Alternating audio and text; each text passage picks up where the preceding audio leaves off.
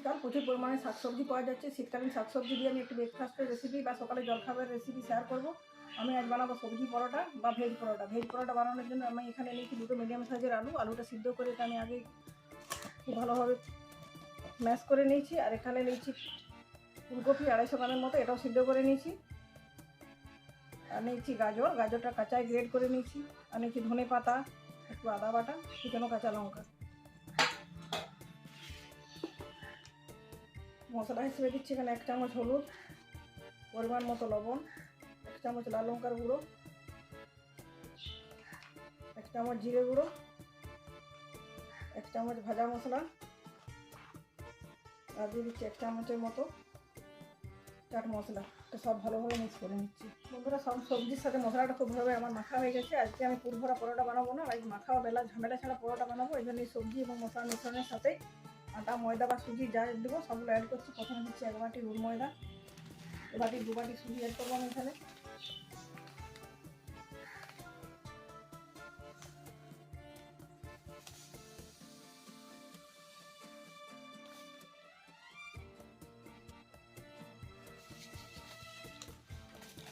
আর 2 বাটি 1 বাটি আটা।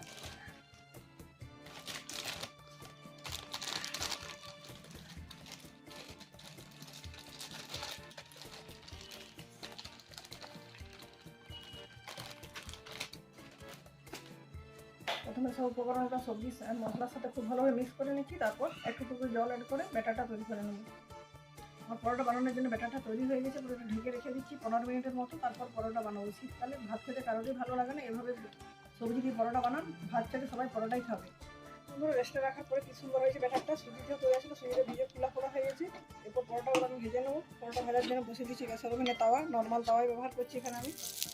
ব্রাশ দিয়ে তেল ব্রাশ করে দিচ্ছি।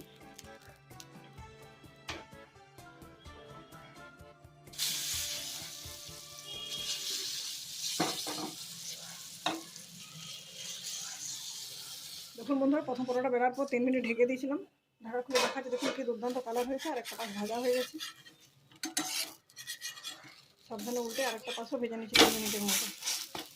ওটা একটু ব্রাশ করে দিচ্ছি।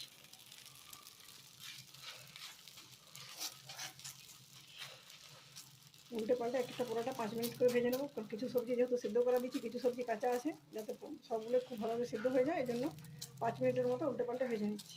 বন্ধুরা, প্রথম পরোটাটা খুব ভালোভাবে আমার ভাজা হয়ে গেছে দুটো পিঠে। এবার তাওয়া থেকে তুলে নিচ্ছি। দ্বিতীয় পরোটাও একইভাবে বেলে নিচ্ছি। এভাবে সমস্ত পরোটাগুলো আমি ভেজে নিয়ে ফিরে আসছি।